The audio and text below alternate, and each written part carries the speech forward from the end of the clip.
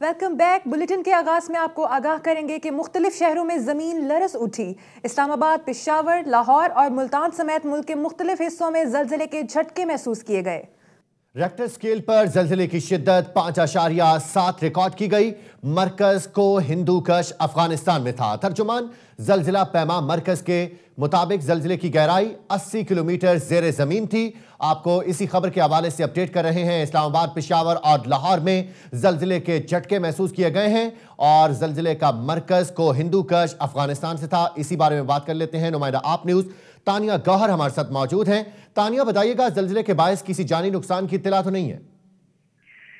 जी बिल्कुल, रावलपिंडी, इस्लामाबाद और दीगर इलाकों में जो है जलजिले के झटके महसूस किए गए हैं, लेकिन जलजिला पैमा का कहना है कि जलजिले की शिद्दत जो थी वो 5.7 थी और इस टाइम तक ये जो इतलात मौसूल हुई है उसके मुताबिक कोई जानी और माली नुकसान नहीं हुआ। और रावलपिंडी, इस्लामाबाद के अलावा जो है जलजिले के झटके वो पेशावर, बंदूं, कोहाट और मानसेरा और गिरदोनवा में भी महसूस किए गए हैं। और जो जलजिले का मरकज था वो अफगानिस्तान में हिंदू कश रीजन था और इसकी गहराई जो है वो 80 किलोमीटर थी। जी बहुत शुक्रिया तानिया गौहर, नुमाइंदा आप न्यूज इस्लामाबाद हमें अपडेट कर रही थी। और अब कुछ खबरें शामिल करते हैं सियासी मंजरनामे से। साबिक वजीर आजम को कोट लखपत जेल से सर्विसेज अस्पताल मुंतकिल कर दिया गया है, जहां नवाज शरीफ से अस्पताल के मेडिकल बोर्ड की मुलाकात भी हुई। साबिक वजीर आजम का चेकअप जारी है। साबिक वजीर और उनके टेस्ट किए जा रहे इब्तिदाई रिपोर्ट के बाद बाकायदा इलाज शुरू किया जाएगा। मेडिकल बोर्ड ने नवाज शरीफ से उनकी तबीयत से मुतालिक पूछा। नवाज शरीफ ने मेडिकल बोर्ड को अपनी मेडिकल हिस्ट्री बताई। इसी पर मजीद बात करते हैं आप न्यूज़ के नुमाइंदे मलिक उस्मान से। जी उस्मान, नवाज शरीफ की तबीयत की मुतालिक तफसीलात से आगाह कीजिएगा।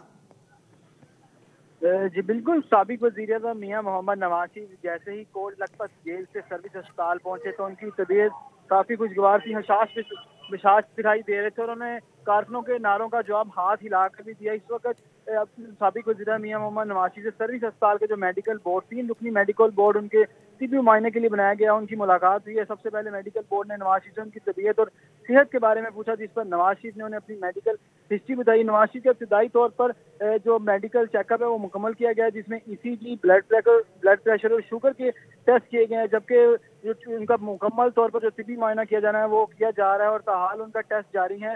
टेस्ट आने के बाद जो 3 रुकनी मेडिकल खुसूसी तौर पर नवाज शरीफ की सेहत के लिए बनाया गया है वो महकमा दाखिला को सिफारिश करेगा कि आया कि उनको अस्पताल में शिफ्ट करना है या किसी और दूसरे अस्पताल में मुंतकिल किया जाना है, क्योंकि जो महकमा दाखिला ने नोटिफिकेशन जारी किया उसने सिर्फ उनको सर्विस अस्पताल में मुंतकिल करने के अहकाम जारी किए हैं। अगर नवाज शरीफ को दिल का आर्जा या दिल का कोई मर्ज मुबतला होता है तो उनको यहाँ पे दिल की कोई भी सहूलियत नहीं, सिर्फ यहाँ पर जो ECG, इको, कार्डियोग्राफी और दीगर टेस्ट की रिपोर्ट यहाँ पर मसूल होंगी, जिस पर 3 रुकनी बेंच जिसमें साबिक चीफ जस्टिस साकिब निसार के भाई प्रोफेसर साजिद निसार, बोर्ड के डायरेक्टर कामरान चीमा और सिम्स के प्रिंसिपल प्रोफेसर महमूद अयाज हैं, वो इस वक्त नवाज शरीफ का। लेकिन मलिक उस्मान, ये बताइएगा कि सर्विसेज अस्पताल में कार्डियक सेंटर के हवाले से सिर्फ इब्तिदाई जो सहूलियात होती हैं सिर्फ वही हैं और वजारत दाखिला की जानिब से जो बीमारी जिसका जिक्र किया गया वो कार्डियक सेंटर से रिलेट करती है। आप ये बताइएगा कि क्या वजारत दाखिला नवाज शरीफ की बीमारी के हवाले से लाइल्म है, उनको सर्विसेज अस्पताल में फिर क्यों मुंतकिल किया गया है? जी बिल्कुल ऐसा ही है कि वजारत दाखिला पंजाब नवाज शरीफ की बीमारियों के हवाले से लाइल्म है। आपसे कुछ देर कबल नवाज शरीफ का जेल में तिब्बी मुआयना किया गया था। खसूसी 6 रुकनी मेडिकल बोर्ड तश्कील दिया गया था जिसने मुआयना किया था, जिसने सिफारिशात की थी कि नवाज शरीफ को अस्पताल में मुंतकिल किया जाए। आज बाज़ाब्ता तौर पर नवाज शरीफ को जेल से अस्पताल मुंतकिल करने का नोटिफिकेशन तो जारी किया गया, लेकिन ये कहा यह जा रहा था कि उनको पंजाब इंस्टीट्यूट ऑफ कार्डियोलॉजी में दाखिल किया जाएगा क्योंकि उनको दिल का आर्जा है, लेकिन उनको सर्विस अस्पताल में मुंतकिल किया जाए। कार्डिक वार्ड की सहूलत न होने की वजह से उनको यहाँ पे रखा गया। नवाज शरीफ दिल की बीमारियों में मुब्तला, लेकिन अस्पताल में कार्डिक वार्ड ही मौजूद नहीं है। सर्विस अस्पताल में VIP कमरा तैयार किया गया उनको तिब्बी सहूलियत फराहम करने के लिए। उनके लिए LCD कुर्सियाँ, सोफे तो लगा दिए गए हैं, लेकिन इन सब के बावजूद यहाँ VIP कमरा तैयार कर दिया गया है। मलिक उस्मान, नुमाइंदा आप न्यूज लाहौर, हमें अपडेट कर रहे थे। बहुत शुक्रिया आपका। और साबिक वजीर आजम नवाज शरीफ के अस्पताल के VIP ब्लॉक में कमरा तैयार कर लिया गया। कमरे की फुटेज आप न्यूज़ को मिल गई। फुटेज में देखा जा सकता है कि इस कमरे में फ्रिज, LED TV और 2 बेड मौजूद हैं। कमरे में 2 सोफे, एक बड़ी टेबल और 7 कुर्सियां भी रखी गई हैं। कमरे के साथ अटैच बाथरूम भी है। इसके अलावा कमरे में तमाम तिब्बी सहूलतें भी दस्तयाब हैं। और पंजाब असेंबली में ऑपोजिशन लीडर हमजा शहबाज का कहना है कि अगर नवाज शरीफ को कुछ हुआ तो जिम्मेदार वजीर आजम होंगे। चाहे तो मांगे तांगे की हुकूमत गिरा सकते हैं मगर हुकूमत को सियासी शहीद नहीं बनने देंगे। लाहौर में मीडिया से गुफ्तगू में हमजा शहबाज ने कहा कि नवाज शरीफ 3 बार वजीर आजम रहे हैं। उनकी सेहत के बारे में पूरी कौम को तशवीश है। खानदान के अफराद को भी उनकी सेहत के बारे में मीडिया से इल्म हो रहा है। हमजा शहबाज का कहना था कि सानिया साहिवाल के मजलूमों को इंसाफ मिलने तक हुकूमत का पीछा नहीं छोड़ेंगे। अगर जुडिशल कमीशन बन जाता तो दूध का दूध और पानी का पानी हो जाता।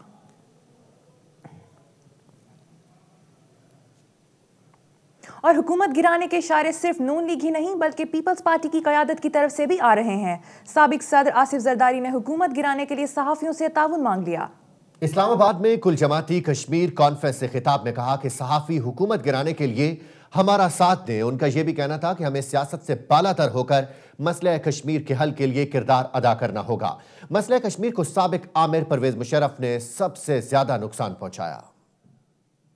हमारी तो जिसे कहते हैं डीएनए में कश्मीर छाया हुआ है। हम कश्मीर से जुदा नहीं हो सकते और कश्मीर हमसे जुदा नहीं हो सकता। हर पार्टी से और जर्नलिस्टों का भी शुक्रिया अदा करता हूं कि उनने भी हमें इज्जत बख्शी है। आपको अल्लाह सलामत रखे। आजकल आपकी मुश्किलें कुछ ज़्यादा हैं, आपको उसमें हम मदद करने के लिए तैयार हैं। आसान हो जाएंगी इंशाल्लाह। आप हमारे साथ कंधा लगाएं। इस हुकूमत को गिराने के लिए हम आपके साथ कंधा लगाते हैं। और यहाँ आपको अहम खबर दें, जाली अकाउंट्स केस में नैब ने इब्तदाई तहकीकाती पेशरफ रिपोर्ट सुप्रीम कोर्ट में जमा करा दी। सुप्रीम कोर्ट ने पेशरफ रिपोर्ट 15 रोज के अंदर जमा कराने का हुक्म दिया था। आपको इसी आम खबर के हवाले से अपडेट कर रहे हैं। जाली अकाउंट्स केस में नैब ने इब्तदाई तहकीकाती पेशरफ रिपोर्ट सुप्रीम कोर्ट में जमा करा दी है और सुप्रीम कोर्ट ने पेशरफ रिपोर्ट 15 रोज के अंदर जमा कराने का हुक्म दे दिया है। जाली अकाउंट्स केस के हवाले से नैब की जानिब से इब्तदाई तहकीकात सामने आ गई हैं। इब्तदाई तहकीकाती रिपोर्ट में पेशरफ सुप्रीम कोर्ट में जमा करा दी है। पेशरफ रिपोर्ट में जिन इंकिशाफात का जिक्र किया गया, सुप्रीम कोर्ट ने पेशरफ रिपोर्ट 15 रोज के अंदर जमा कराने का हुक्म दिया था और अब इत्तलात यह है कि जाली अकाउंट्स केस में नैब ने इब्तदाई तहकीकाती पेशरफ रिपोर्ट सुप्रीम कोर्ट में जमा करा दी है। इससे पहले सुप्रीम कोर्ट की जानिब से 15 रोज के अंदर यह रिपोर्ट जमा कराने का हुक्म दिया था। तहकीकात की रोशनी में नैब की जानिब से तहकीकात मुकम्मल कर ली गई हैं और अब यह रिपोर्ट इस पर सिफारिशात मुरतब करके सुप्रीम कोर्ट ऑफ पाकिस्तान में यह रिपोर्ट जमा करा दी गई है। जाली अकाउंट्स केस में नैब ने इब्तदाई तहकीकात मुकम्मल कर ली हैं और इसमें अब पेशरफ यह हुई है कि सुप्रीम कोर्ट में 15 रोज के अंदर जमा कराने का जो हुक्म दिया था, अब तहकीकाती रिपोर्ट सुप्रीम कोर्ट में जमा कराई जा चुकी है। खबर से आपको आगाह कर रहे हैं, जाली अकाउंट्स केस में नैब ने इब्तदाई तहकीकाती पेशरफ रिपोर्ट सुप्रीम कोर्ट में जमा करा दी है। सुप्रीम कोर्ट ने पेशरफ रिपोर्ट 15 रोज के अंदर जमा कराने का हुक्म दिया था। सुप्रीम कोर्ट के अहकामात के बाद डीजी नैब को तहकीकाती टीम का मुरासला अरसाल हुआ। जाली अकाउंट्स केस में आसिफ जरदारी को नैब के ऑफिस में तलब किया गया। फरयाल तालपुर को भी उनके हमरा तलब किया गया था और सुप्रीम कोर्ट ने पेशरफ रिपोर्ट 15 रोज के अंदर जमा कराने का हुक्म दिया था। सुप्रीम कोर्ट के अहकामात के बाद डीजी नैब को तहकीकाती टीम का हुक्म सामने आया और रिपोर्ट के बाद नैब, फरयाल तालपुर और दीगर को भी तलब किया जा सकता है। इसी हवाले से आपको बता रहे हैं, सुप्रीम कोर्ट की जानिब से अहकामात थे कि 15 रोज के अंदर इस रिपोर्ट को जमा करा दिया जाए। अब डीजी नैब की जानिब से तहकीकात मुकम्मल करके रिपोर्ट सुप्रीम कोर्ट में जमा करवा दी गई है। और खैबर पख्तूनख्वा के मुशीर तालीम ज़ियाउल्लाह बंगिश पर फायरिंग का वाकया पड़ोस में आला शख्सियत के सिक्योरिटी गार्ड्स के साथ ज़बानी तकरार के बाद पेश आया। आप न्यूज़ असल कहानी आपके सामने ले आया। वज़ीर आला खैबर पख्तूनख्वा के मुशीर तालीम ज़ियाउल्लाह बंगिश इंग्लैंड से वापसी पर घर के बाहर खड़े सोशल मीडिया के लिए वीडियो पैगाम रिकॉर्ड करा रहे थे। इस दौरान पड़ोसी में मुकीम आला शख्सियत के गार्ड्स ने इन्हें वीडियो बनाने से रोका। इस पर तकरार हो गई और मामला फायरिंग तक जा पहुंचा। वाक़े के बाद सुलह के लिए खैबर पख्तूनख्वा के गवर्नर, वज़ीर आला, IG पुलिस और वज़ीर आज़म हाउस के हुकाम टेलीफोन पर फरीकैन से राब्ते करते रहे मगर तस्फिया ना हो सका। और खैरपुर में 13 साला बच्ची रमशा विसान के कत्ल का मुकदमा दर्ज कर लिया गया है। मुकदमे में साबिक सूबाई वजीर मंजूर विसान का भांजा और 4 नामालूम अफराद मुल्जिम नामजद हैं। खैरपुर के इलाके कुम में गुज़श्ता रोज मुसल्लह अफराद ने घर में घुसकर रमशा वसान को फायरिंग करके कत्ल किया था।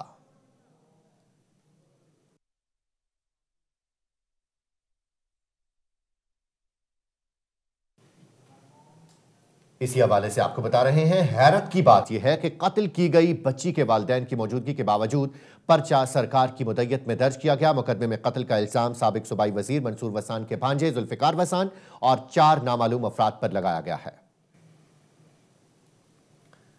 और आपको बताएंगे कि हाई प्रोफाइल मुल्जिमों की GIT's रिपोर्ट सिंध हुकूमत के लिए इम्तिहान बन गई हैं। अदालत ने सानह बल्दिया, उजैर बलोच और निसार मुराई की GIT चैम्बर में पेश करने की हिदायत जारी कर दी हैं। तफसीलात कराची से शाहिद हुसैन की रिपोर्ट में। सिंध हुकूमत के लिए नया इम्तिहान।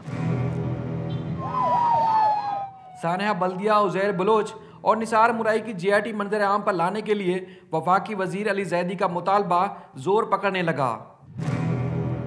सिंध हाई कोर्ट ने वफाकी वजीर की दरखास्त पर GIT रिपोर्ट जज के चैम्बर में पेश करने की हिदायत कर दी।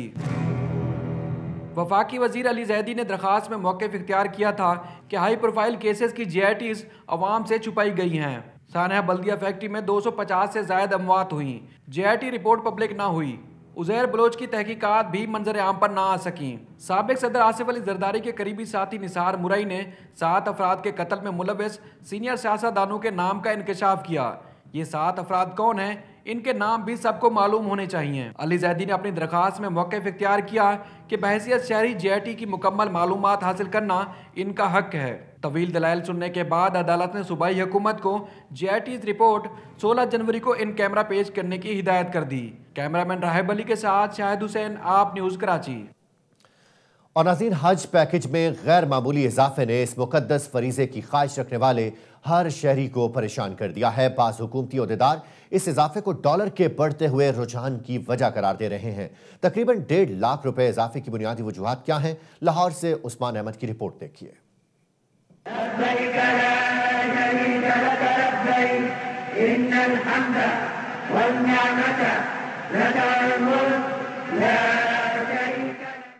पाकिस्तानी करेंसी क्या गिरी, हर चीज पर उसके असरात वाज़े नजर आने लगे। इसी की लपेट में आया हज पैकेज भी। पिछले साल सरकारी स्कीम के तहत जाने वाले हाजियों के लिए पैकेज था 2,85,000 रुपए, जबकि इस बार सरकार ने इसी फरीजे का खर्च मुकर्रर किया 4,36,000 रुपए। बुनियादी सबब ठहरा पाकिस्तानी रुपए के मुकाबले में गैर मुल्की करेंसियों की कीमत में 33% इजाफा। पिछले साल मिलने वाला रियाल जो था 30 रुपए से भी कम, अब मिलेगा 10 रुपए महंगा। जो एयरलाइन टिकट थी पिछले साल 95,000 रुपए की, अब मिलेगी 1,15,000 में। मजीद बोझ डाला सऊदी अरब में लगने वाले 5% वैल्यू एडेड टैक्स, 5% बल्दिया टैक्स, रिहाइश की कुछ नई शराइत और ट्रांसपोर्ट के बढ़ते रेट्स ने रही सही कसर निकाली। हुकूमत ने 45,000 रुपए की सब्सिडी से मुंह मोड़कर गवर्नमेंट अगर सब्सिडी नहीं देना चाहती तो कम से कम टैक्स की मद में प्राइवेट सेक्टर को सपोर्ट करे, और बाकी चीज़ों में एयरफेयर में तकरीबन 17,000 रुपये का टैक्स है, उन टैक्सेस को कम कर दिया जाए ताकि हाजी को थोड़ा रिलीफ मिल जाए। दूसरी तरफ लोगों ने हज पैकेज में इजाफे को मुस्तरद करते हुए कहा कि इस फरीजे की अदायगी भी मुश्किल बना दी गई है। 1.5 लाख रुपया जो है कीमत हज की जो है उन्होंने ज़्यादा कर दी है, तो ये बिल्कुल नाजायज़ है और इसको जो है वो फ़ौरन ख़त्म करना चाहिए। जितनी भी गवर्नमेंट आई हैं उन्होंने सब्सिडी दी है। 2,90,000 का पिछले साल पैकेज, अब उन्होंने 4,20,000 रुपये कर दिया है। तो ये जुल्म नहीं, ज़्यादती नहीं है गवर्नमेंट की। इन तमाम चीजों का असर पड़ेगा प्राइवेट हज पैकेज पर भी, जो 5 लाख रुपए से शुरू होकर 15 लाख रुपए तक जाने का इम्कान है। प्राइवेट हज टूर्स ऑपरेटर्स का कहना है कि प्राइवेट हज में बेहतर सहूलतों के एवज उन्हें हर चीज हुकूमत की निस्बत मजीद महंगे दामों लेनी पड़ती है। कैमरामैन आमिर भट्टी के साथ उस्मान अहमद, आप न्यूज लाहौर। और बताएंगे आपको, पाकिस्तान की मईशत को मुस्तहकम करने के लिए दोस्त मुल्कों की जानिब से मदद का सिलसिला जारी है। चीन ने पाकिस्तान को मजीद $2.5 अरब देने पर रजामंदी का इजहार कर दिया है। चीनी कर्ज की यह रकम बराह रास्त स्टेट बैंक में जमा करवाई जाएगी। ये कर्जा मिलने के बाद चीन से पाकिस्तान को 1 साल में मिलने वाली इमदाद $4.5 अरब तक पहुंच जाएगी। चीन इससे पहले भी पाकिस्तान को $2 अरब कर्ज दे चुका है। यूं चीन पाकिस्तान को इक्तिसादी बहरान से निकालने के लिए इमदाद देने वाला सबसे बड़ा मुल्क बन जाएगा। सऊदी अरब और यूएई से $4 अरब मिलने के बावजूद पाकिस्तान के ज़र मुबादला के ज़खायर 2 माह की मुल्की ज़रूरियात पूरी करने के लिए नाकाफी हैं। इस सूरत हाल में चीन ने पाकिस्तान को मज़ीद $2.5 अरब देने का फैसला किया है।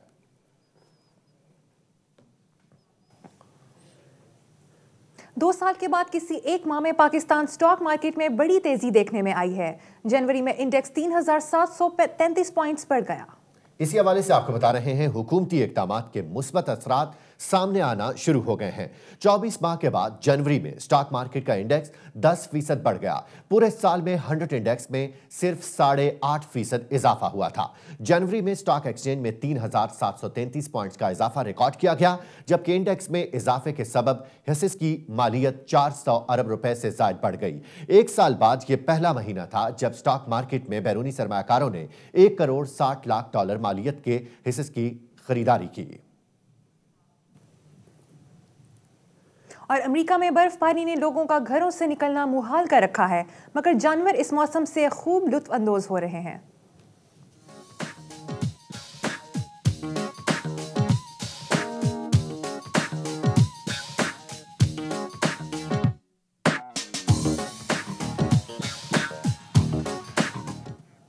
और इसी के साथ ही आप न्यूज की टेस्ट ट्रांसमिशन का ये बुलेटिन अपने इख्तिताम को पहुंचा। मजीद खबरों और अपडेट्स के लिए देखते रहिए आप न्यूज।